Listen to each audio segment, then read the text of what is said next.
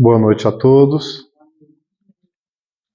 Que esse sentimento de paz, de gratidão, possa ser mantido em nossos corações. Esperança. Como é que nós definiríamos esperança? Uma virtude? Sim. Um sentimento? Sim. Um anelo, um desejo? Uma utopia?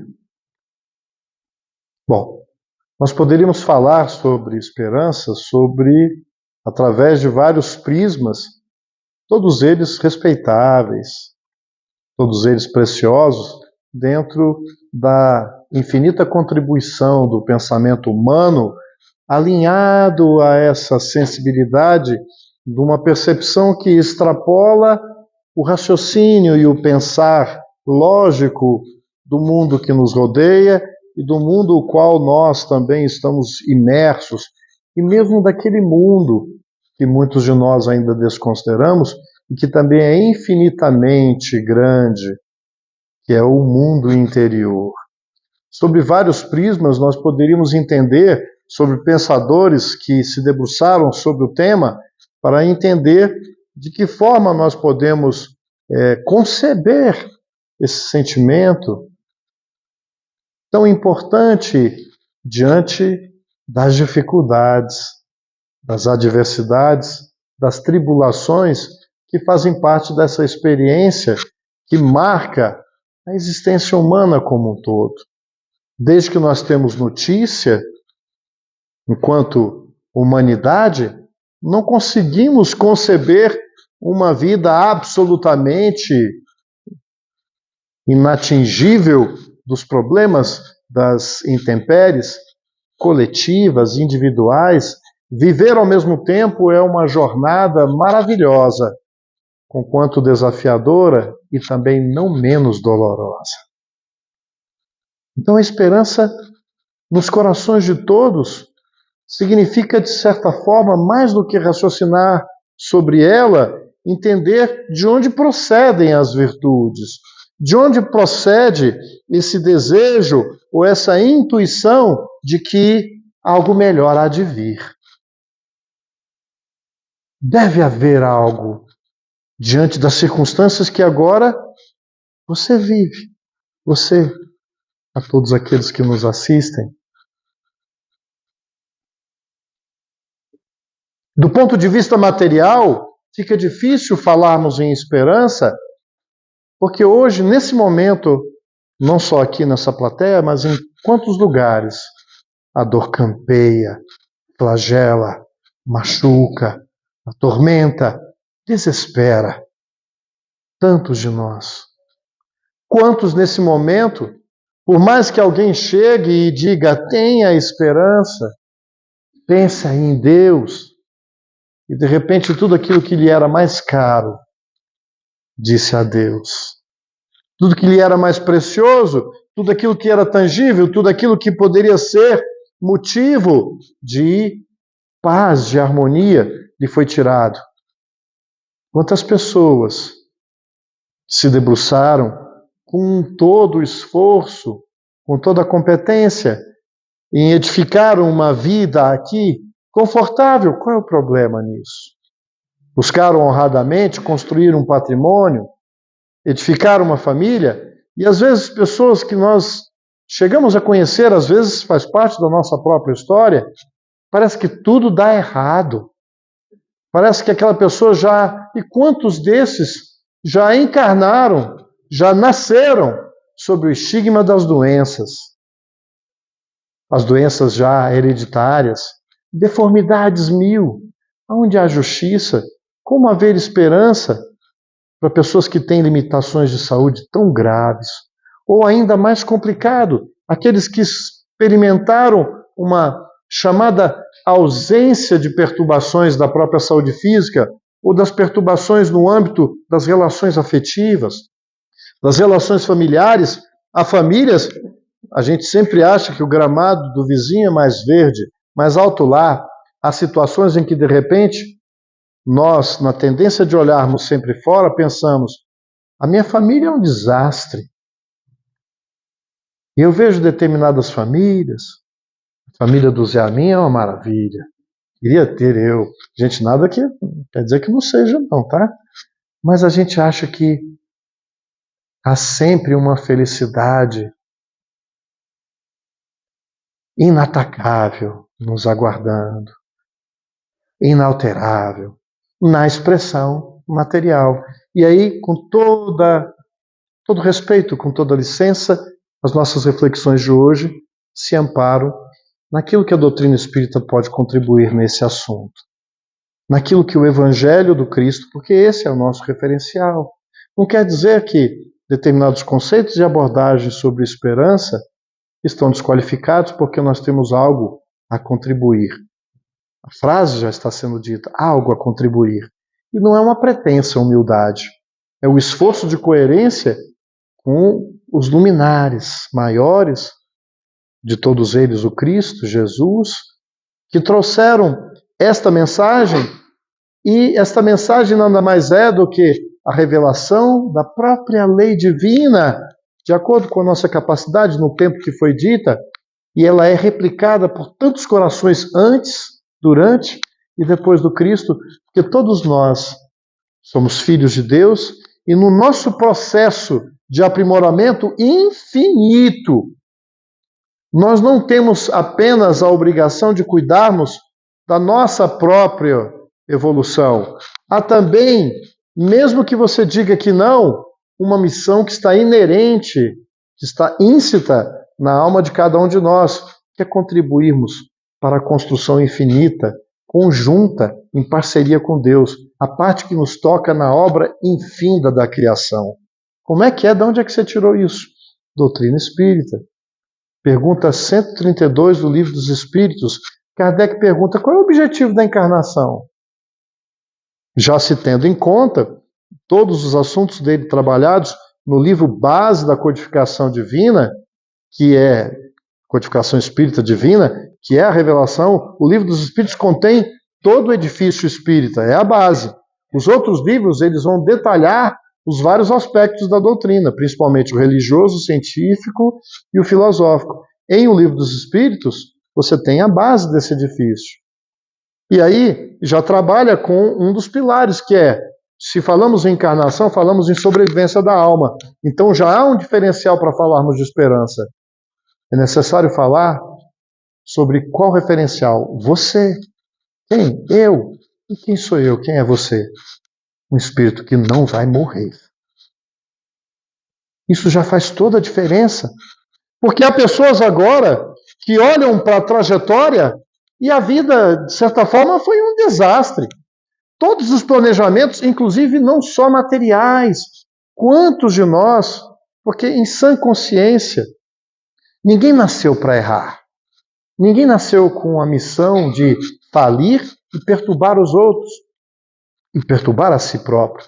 Isso nós vamos fazendo pelo nosso atrapalhamento, pela falta de entendimento de quem efetivamente nós somos e por falta de escolhermos, porque é uma escolha, agirmos deliberadamente contrário a algo que está dentro de mim. Errar faz parte da nossa jornada, mas errar como aquele aluno que erra no processo de tentativa de aprendizado, mas comprometido com o acerto. Agora, muitos de nós têm acesso aos objetivos essenciais da nossa própria vida, entendendo de onde nós viemos. De Deus. Criados com propósito. Evoluirmos e cuidarmos também, a partir do momento em que você gera um filho, nessa comparação, no primeiro momento em que ele é frágil, absolutamente limitado, você praticamente faz tudo por ele. Mas ainda assim um bebê do colo precisa fazer o movimento de sucção do próprio leite no peito materno. Tem coisa que nem a mãe pode fazer, o mais precário e frágil que seja um nenenzinho, há ali o instinto divino dizendo, movimenta-te, levanta, anda, progride. E por mais que a gente no instinto protetor, materno, paterno, que é o instinto divino na paternidade, na maternidade e também na fraternidade, aonde nós deveríamos replicar dentro desse projeto divino que é a família humana, Mesmo diante da minha vontade de encapsular o meu filho e não deixar com que ele sofra nunca. Há em mim a consciência de que ele não é meu, no sentido posse, mas é meu antes de ser meu filho. É irmão meu, filho de Deus. E também, assim como nós, Deus nos criou não como marionetes em que Ele controla e interfere o tempo inteiro, mas assim como um pai e uma mãe percebem que carregar um filho no colo é uma delícia. Mas tem uma hora que a gente já viu que ele já consegue ficar de pé e a gente bota o menino no chão. No começo, quem já experimentou isso? Dentro da família era muito engraçado. A gente ficava assim com saudade, às vezes com certa culpa, porque passou o dia inteiro fora. E aí chegava em casa, a esposa dizia, deixa o menino dormir, deixa eu pegar no colo. E o menino estava andando e você queria pegar um colo, deixa esse menino andar. Às vezes até a vontade de você pegar e aconchegar e não tirar de perto do peito. Mas ele vai cair. Claro que você tem que medir até que ponto você interfere e até que ponto você deixa. E esse é o grande segredo da nossa vida. Entender até onde a gente interfere no sentido de auxílio, ajuda, amparo. E até onde nós precisamos entender que tem uma parte que não nos cabe e que faz parte do fortalecimento e do engrandecimento de cada um, porque se temos a consciência e se já aprendemos a amar um pouco, a gente não faz tudo pelo nosso filho. Entende? Ah, eu amo e eu faço tudo pelo seu filho, então está errado. A gente até entende do ponto de vista, fazer tudo você entrega o teu coração mesmo. Ótimo. Assim como Deus nos ama supremamente.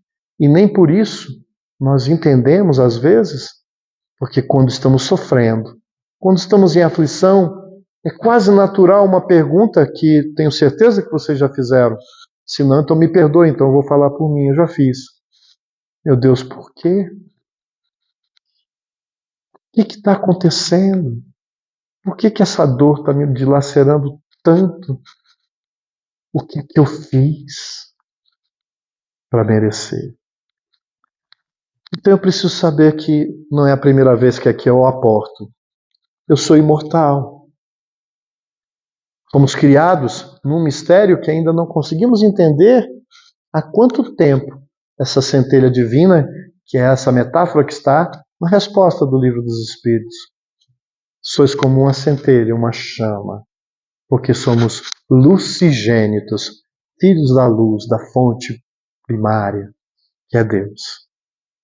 E nascemos realmente para brilhar, não no brilho da vaidade, mas botar para jogo a nossa herança paterna, porque nós temos em nós todos os potenciais divinos, porque somos filhos de Deus e nós nos esquecemos que essa herança é nossa.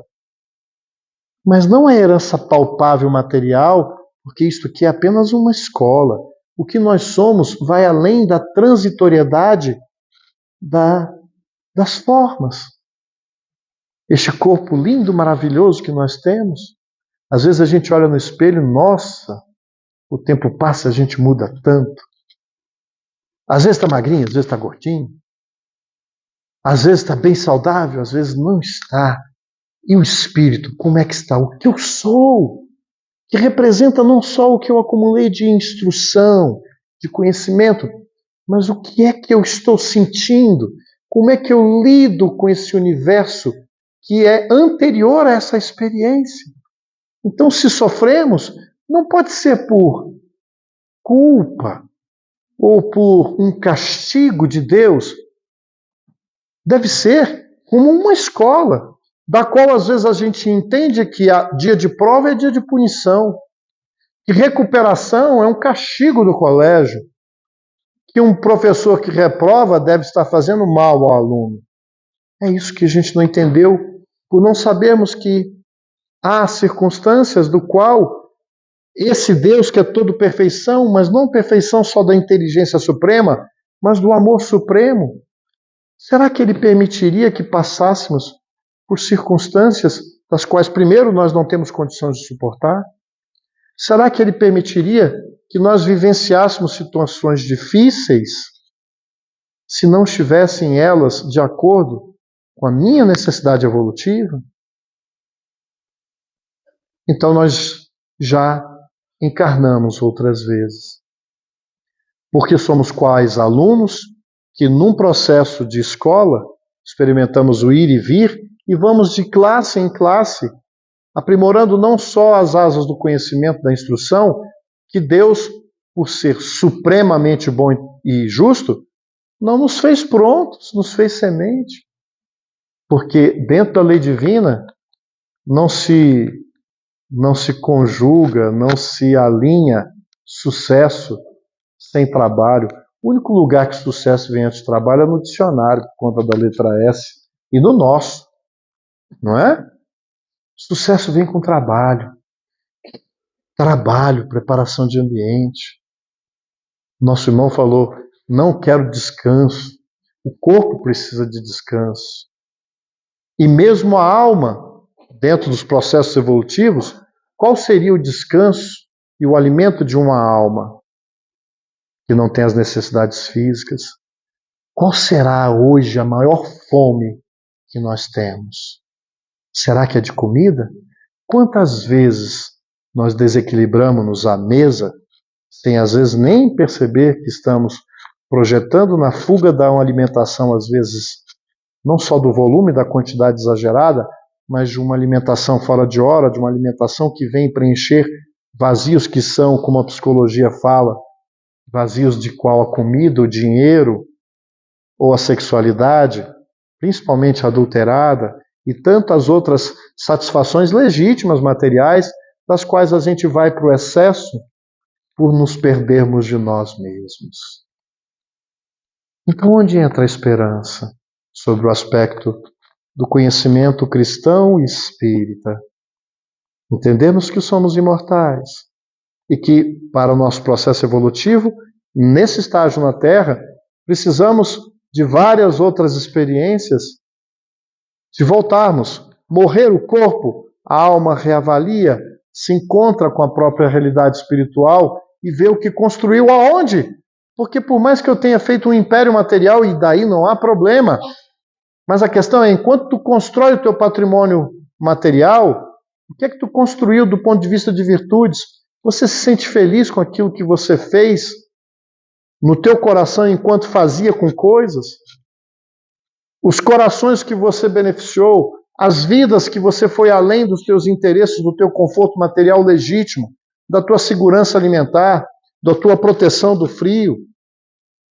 Não há nenhum problema em querer um casaco, de preferência um casaco bonito. Qual é o problema? Nenhum. Agora, se esse for o objetivo central da tua existência, os sofrimentos podem não ser sequer consolados. Porque consolar, gente, é abrandar, não é resolver. O consolo que nos aguarda nas experiências difíceis é aquele que é embasado não apenas numa mão que alivia a dor, no analgésico que abranda aquela situação, porque, como a gente bem sabe, o analgésico ele não resolve o problema. Ele vai na hora aguda da dor, e ele é necessário. Mas toda a dor pede não apenas o analgésico, pede a reflexão de entendermos o que ela está me dizendo.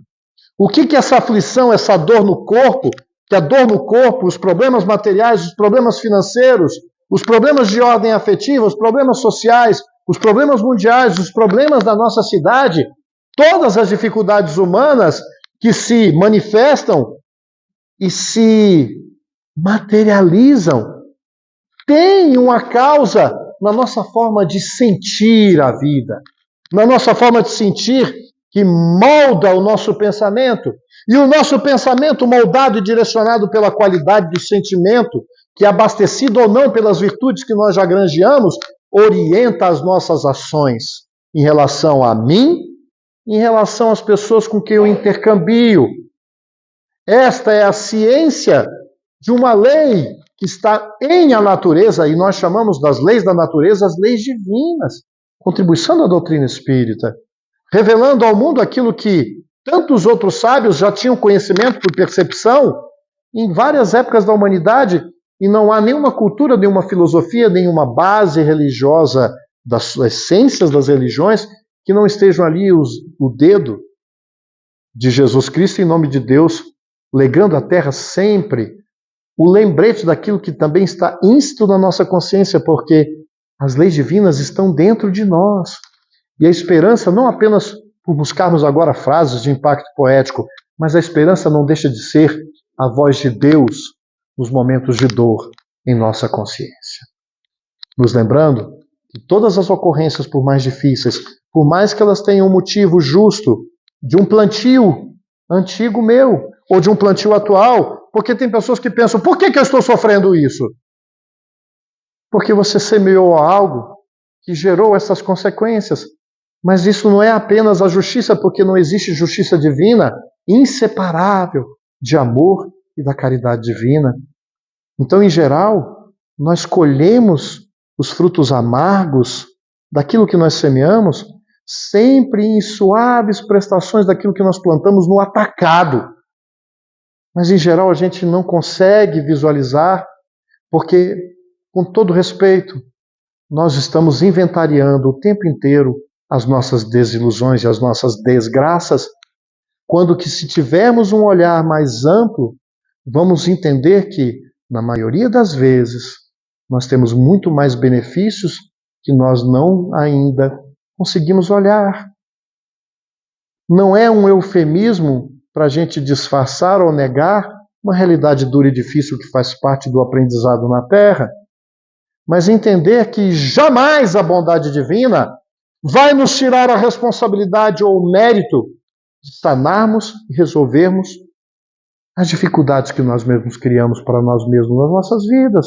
Assim como um pai justo e amoroso, quando vê desde o início um filho que deliberadamente descumpriu as suas orientações, que foram dadas com energia, mas com amorosidade, que deu todas as chances quando o filho continua renitente no erro, o que você faz? Encobre os defeitos para proteger o seu filho, vai na escola e briga. Quantas vezes nós vemos isso acontecendo, se já não fizemos? Em vez da gente pegar, não é massacrar o nosso filho. Você errou? Vamos admitir que errou. Agora você vai assumir as consequências do seu erro. Nós vamos pedir desculpas ao colega. Nós vamos até o colégio, eu falo com o professor e você também vai pedir desculpas. E se tem algo além das desculpas, porque não basta só o arrependimento e a noção clara dos nossos equívocos é um grande começo. Porque como é que eu vou reparar na minha consciência, estabelecer a paz que nós desejamos, se eu sequer reconheço que tenho responsabilidades, que errei? O pior doente é aquele que sequer acha que está doente. Como é que trata? Como é que trata alguém que não reconhece? Já tentaram levar alguém no médico? Tem nada não, tá lá, botando tudo para fora. A saúde está um pandareco. Homem faz isso, né? Porque homem é muito macho, né, gente? Machucado. Sexo forte, né? Desculpa, viu, colegas? Mas não é para fazer média com as mulheres, não, mas é verdade. Por isso que o homem solteiro mais velho é uma tristeza, é mais perigoso ainda, desencarna mais rápido, viu? Então, se não casar, tudo bem, mas arranja de ficar, não fica muito sozinho, não, porque aí é que não cuida mesmo, entendeu? Que a mulher leva na marra, já marquei a consulta, aí você fala, mas que é isso? Marca, vai, aí chega no médico, o médico começa a fazer as perguntas, ele vai responder, ela responde, já viram isso? Alguém conhece isso? Ela responde, não, doutor, não está fazendo nada disso. Aí tu olha para a mulher e fala assim, oh meu Deus do céu. Essa é o aspecto da nossa infantilidade espiritual. Porque a gente começa o ano e fala, eu tenho esperança, que isso aconteça, que isso eu receba, que isso aconteça para mim e que venha para mim. Eu aguardo, porque a nossa esperança ainda muito, me perdoe, eu espero que venha até mim. E a esperança, sobre a ótica da responsabilidade do espírito imortal e também sob a ótica desse Deus magnânimo, suprema justiça e amor, é de um pai que diz, eu te carrego no colo quando você estiver sem condições de andar, mas na hora que tu melhorar, eu te boto no chão e digo, vai, anda. Porque o menino tem, sabe aqueles meninos? Não. E um pai e uma mãe que dizem assim, não é que tem vontade de carregar no colo. Eu tenho filha menina, me perdoem o relato autobiográfico. Ela não está aqui, então eu conto para vocês não contam para ela. É difícil quando a bichinha vem, faz charminha, eu quero isso, eu fico pensando, meu Deus, eu vou fazer o quê? Até que não deve, né? Porque o nosso coração é sequestrado. Meu filho também, mas com menina é uma tristeza, né? No bom sentido, né? E quando era mais novinho, então, aí que era uma vontade, né, de fazer todos os caprichos. A menina pegava, fazia coisa, derrubava e fazia as coisas, a gente com vontade de rir, não pode, rir depois escondido. Não é assim que a gente tem que fazer, superando isso, porque a gente tem comprometimento, porque hoje eu faço e rio dessas gracinhas, e não tenho o cumprimento da responsabilidade de amar, orientando e educando é saber dizer não. Saber mostrar que na nossa vida, para a nossa evolução, eu preciso de disciplina. E para disciplinar a alma, que é o nosso objetivo central enquanto espíritos imortais, nós precisamos ainda de experiências materiais. É por isso que a gente tem corpo, é por isso que a gente tem braço, é por isso que a gente tem intestino. A gente pode um negócio desse? Para saber se a gente é evoluído, é só lembrar que a gente tem intestino ainda. Tem espíritos reencarnando em outros órbes, que é tão leve o corpo, que nem esse aparelho nós temos. Então tudo é difícil, porque manter esse corpo dá trabalho, e por mais que a gente cuide bem, ele vai degradando. E é uma máquina maravilhosa, e ela mostra em si mesmo os próprios ciclos da natureza, que são belos. O alvorecer, né, o desenvolvimento do dia, a alta manhã, o meio-dia, o sol a pino, e aquele entardecer que vai sereno e vai se esvaecendo a luz, dando lugar a um outro ciclo da noite. E na nossa vida, observando as expressões da natureza, tudo é um cântico de esperança, dizendo: não te lamentes nem te fixes, por exemplo, agora no entardecer ou no envelhecer, na decrepitude do próprio corpo. És a flor bela que murcha por fora, mas a essência está íntegra. E não é um arraso, porque isso que Kardec cunhou de lei de destruição é apenas a transformação necessária para os aprendizados dos quais nós necessitamos, e é sobre esse olhar que a esperança do Cristo se coloca aos nossos dias, dizendo: tende fé, porque a esperança é filha dileta da fé. Porque a fé não de crença, mas a fé, fides, do grego, confiança, fidelidade.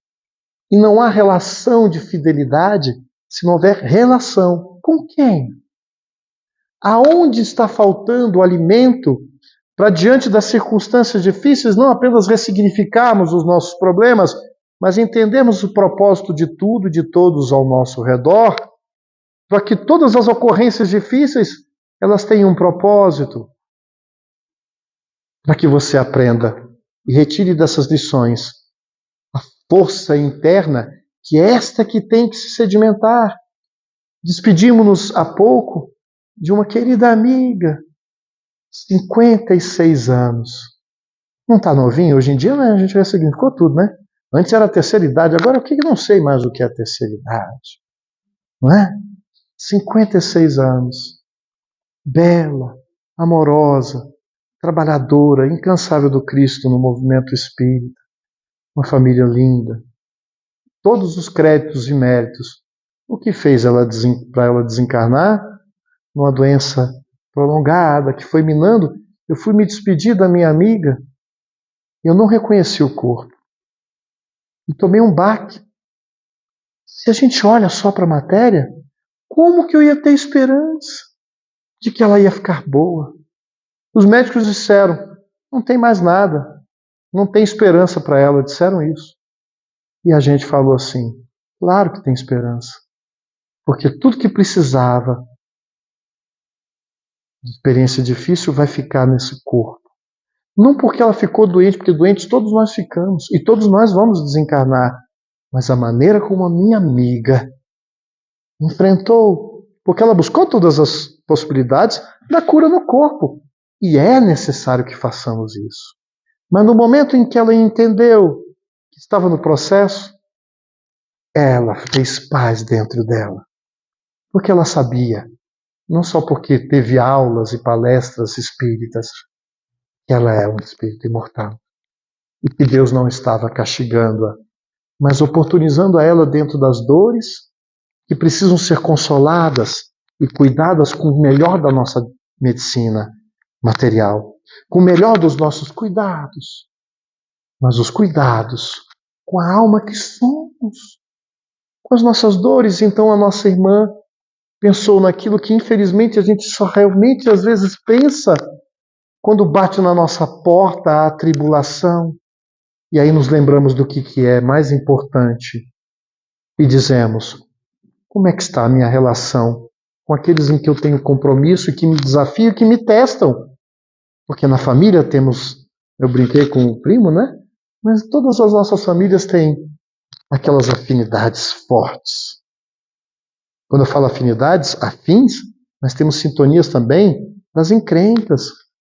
E Deus é tão bom que para poder se faça paz entre nós e também no nosso coração, Ele faz justiça reunindo algozes e vítimas, de novo, às vezes já dentro do ventre materno. Significar e entender a sabedoria divina que é amorosa, para que as tragédias não sejam tão tragédias assim. A desencarnação não é um castigo. A doença deve ser encarada porque todos nós temos doenças, mas nós podemos ter doenças e não sermos doentes. Teve sujeito com mais doença do que o Chico, lembra? Teve sujeito mais saudável do que o Chico. Ele ignorava, deixava de tratar, foi todas as vezes, e olha, não deixou nem ser atendido pelo Zé Arigó, que respeitava, que admirava, que tinha amor e carinho. Foi nos médicos, que estava encarnado. Estou encarnado, eu tenho corpo? Gente, então cuidemos do corpo. Mas não nos esqueçamos de quem nós somos. Para que a esperança transcenda os cuidados com a minha saúde financeira, que precisa ser cuidada, viu, gente? O que importa é o espírito. E aí vive uma vida sem precaver-se, sem tomar os cuidados, com equilíbrio. Se é para estar encarnado, meu filho, então tem que pagar a conta. Para pagar a conta tem que trabalhar, tem que estudar, tem que buscar, tem que fazer o concurso, tem que buscar a sua carreira, tem que montar a sua empresa. Eu não sei como é que você vai fazer. Mas é esse trabalho e como nós trabalhamos que dignifica. Tem a necessidade de nos apegarmos, porque não tem problema se o resultado honesto do meu trabalho me gerou muito conforto.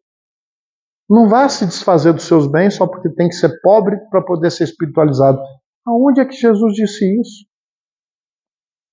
Os discípulos ficaram horrorizados quando ele resolveu pousar na casa de Zaqueu. Mas ele viu em Zaqueu não só o homem rico, mas o homem, o espírito que desejava ter mais do que dinheiro. Queria ser mais do que um homem rico. Porque isso não é ser, é ter, é circunstancial. Enquanto temos coisas, enquanto temos pessoas ao nosso redor, como é que está a nossa qualidade com elas? Nossa amiga teve tempo de arrumar a vida materialzinha dela, porque até para isso a gente precisava estar mais assim. Se hoje eu desencarnar, minha família vai ficar lembrando de mim desgramado, essa conta aqui que deixou, e essa dívida que vai sobrar para a gente, porque todo mundo fala em inventário, que também já é uma tristeza, só a palavra, né? Pensa na herança. A maioria de nós está deixando a herança de pepino, né? Até para isso é um sinal de amor, de respeito, tentar já deixar a nossa coisa. Porque vocês sabem a hora que vocês vão ser chamados? Eu não sei. Então não é o apego à matéria, mas o respeito à matéria, porque ela nos serve de instrumento. Educarmos-nos e educando aqueles que estão conosco para dizer o seguinte, que a nossa felicidade não dependa se é um colchão 5 estrelas ou uma esteira de palha no chão.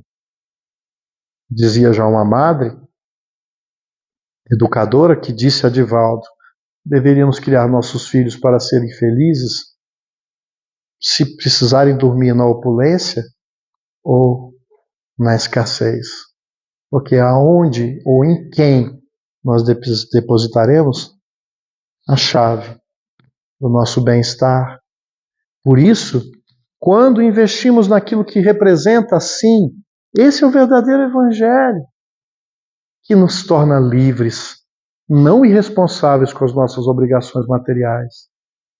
Mas quando eu faço a minha parte, material, espiritualmente falando, e advém as contas antigas, ou às vezes não são expiações, às vezes não são débitos, porque a gente se esquece que na escola não tem só prova de recuperação, tem provas. E às vezes foi você mesmo que pediu para poder criar musculatura espiritual. E só tem musculação, né? Não é musculação que a gente faz? Como é que cria músculo? Se vai para esteroide, anabolizante, já viu o que dá, né? Agora, se faz o exercício direito, quanto tempo é para fazer aquele corpo, né? Que às vezes a gente até exagera. Mas não dá trabalho? Não é persistência? Não é um hábito saudável que se cria para o corpo na alimentação? E o espírito, será que é diferente? Não é o mesmo princípio da natureza divina que rege tudo e todos? Então como é que eu posso, hoje, ir construindo sempre um ser humano melhor? Porque a gente só pensa nas coisas e pensam, e você? Que espírito imortal você é? Você sabe como sente? Ah, o meu calcanhar de Aquiles é a impaciência. E como é que se trabalha a paciência? Com tempo. E sendo exposto a situações que desafiam a você agir.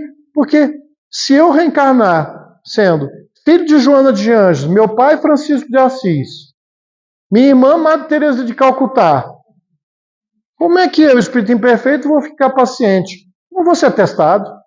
Só depois que sair de casa. Mas em casa, entendem que as dificuldades são as nossas mestras. Aquilo que eu tenho e aquilo que me falta estão na medida certa da lei divina, para que eu veja nas dificuldades, nas tribulações, como diz a pergunta 132, dizendo, o objetivo da encarnação é nos levar à perfeição. Para uns é missão, para outros expiação.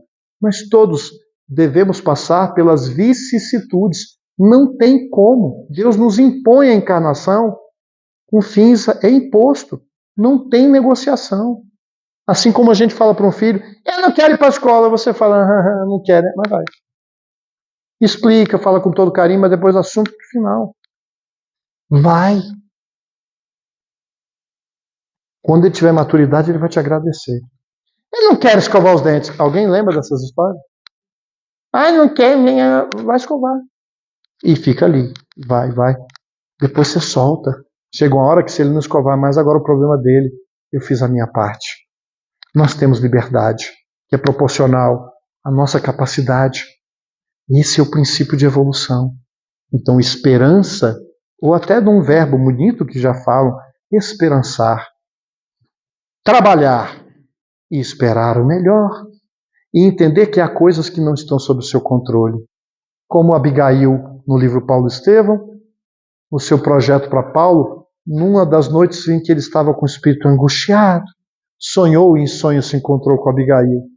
E ele, lamentando as ocorrências difíceis, porque ele estava experimentando a nossa ingratidão, como Cristo experimentou de nós, a falta de entendimento daqueles que querem ter amor e são interpretados como ameaças ao poderio material, econômico, religioso, dominante em todas as épocas, a incompreensão, porque até hoje, de uma forma simbólica, nós crucificamos todo dia o Cristo.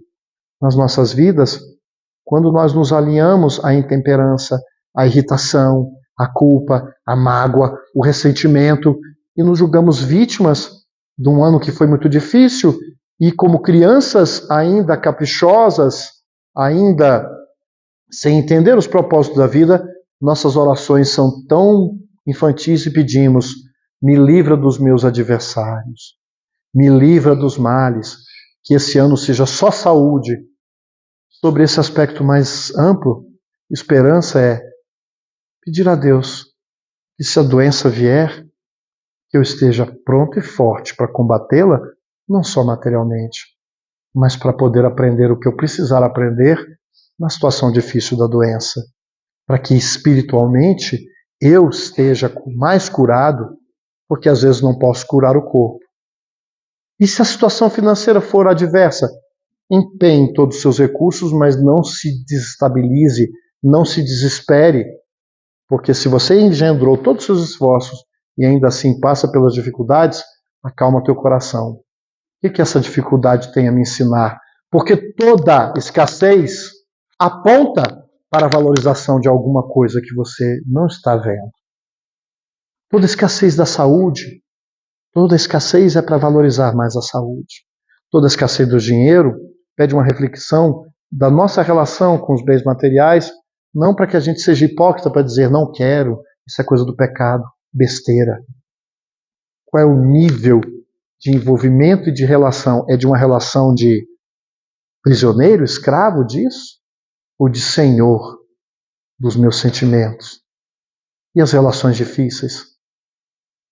Ama, diz Abigail. Trabalha. Espera. A gente quer colher logo. Planta café, mas quer colher que nem colhe alface. Tudo tem o seu tempo. Se fizermos a nossa parte, entrega para Deus. O problema é que a nossa esperança é infantil. Deus resolva.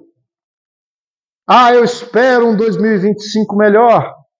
2025 está esperando o nosso melhor. Eu espero um marido melhor. O marido espera uma esposa melhor.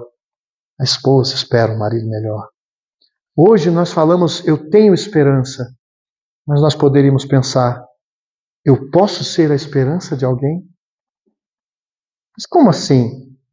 Eu posso ser não só a voz, não só a fala, mas a presença no momento em que eu não tenho muito o que fazer, mas eu posso dizer, eu estou aqui com você. Você não está sozinho. Calma, isso vai passar.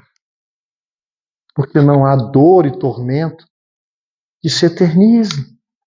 Essa certeza de que as nossas orações não são ouvidas apenas no momento formal, mas nós estamos esquecendo de olhar e de pensar e de nos conectarmos, não apenas com o nosso espírito protetor, que às vezes pouco nós acionamos, mas é dizer, Pai, me auxilia, me ajuda a ser melhor, a poder vivenciar mais esse evangelho, não apenas para o benefício das outras pessoas que sentirão o poder da minha vontade de ser realmente melhor para elas, mas eu começarei a colher os frutos de uma consciência que vai se harmonizando não porque está perfeita, mas porque sente que, mais do que ser amado, amar é a grande terapia, amar é a grande saída, o grande recurso para as nossas dores, para suavizarmos, balsamizarmos os nossos sofrimentos. Algumas frases para a gente encerrar. Temos um minutinho ainda, primo? Atribuídas a Chico Xavier. Confie sempre. Não perca a tua fé entre as sombras do mundo. Ainda que os teus pés estejam sangrando, segue para frente. Erguendo-a por luz celeste acima de ti mesmo. Podemos pedir e devemos pedir ajuda, mas temos essa força íntima que se ampara na certeza do nosso relacionamento com Deus. Isso é fidelidade, isso é fé. Não é crença, é certeza de que Deus está realmente conosco. Esperança não se coaduna com inércia, com preguiça, com inação. Esperar é trabalhar, fazendo o seu melhor, mesmo nas circunstâncias difíceis. Crê e trabalha, esforça-te no bem e espera com paciência. Tudo passa. Tudo se renova na terra, mas o que vem do céu permanecerá. De todos os infelizes, os mais desdistosos são os que perderam a confiança em Deus e em si. Estão se sentindo esperançosos? Gente, não saiam daqui triste não, porque senão não volto para falar sobre esperança, porque vai todo mundo falar, foi um desastre. A gente queria notícia boa e não tem notícia boa nisso. Para a gente encerrar, um texto atribuído a Rabin Dranatagore. Não tenho certeza porque não deu tempo de conferir se a fonte estava certa. Mas como o conteúdo é legal, não tem problema partilhar, tá? Se não for, Senhor, dá-me a esperança. Leva de mim a tristeza e não a entrega a ninguém. Senhor, planta em meu coração a sementeira do amor e arranca de minha alma as rugas do ódio. Ajuda-me a transformar meus rivais em companheiros, meus companheiros em meus entes queridos. Dá-me a razão para vencer as minhas ilusões. Deus, conceda-me a força para dominar os meus desejos. Fortifica meu olhar para que veja os defeitos de minha alma e venda meus olhos para que eu não cometa os defeitos alheios. Dá-me o sabor de saber perdoar e afasta de mim os desejos de vingança. Ajuda-me a fazer feliz o maior número possível de seres humanos para ampliar seus dias risonhos e diminuir suas noites tristonhas.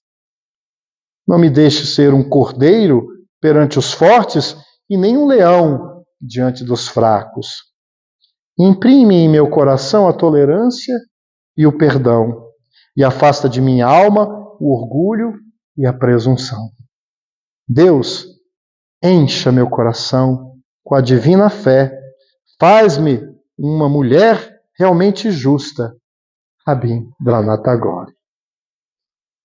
E esta paz, essa certeza da presença constante de Deus na luz da claridade lunar, nas noites mais densas, difíceis da nossa vida, esta luz é a esperança de Deus a dizer: filho, eu estou aqui, confia, segue, ama e ser feliz.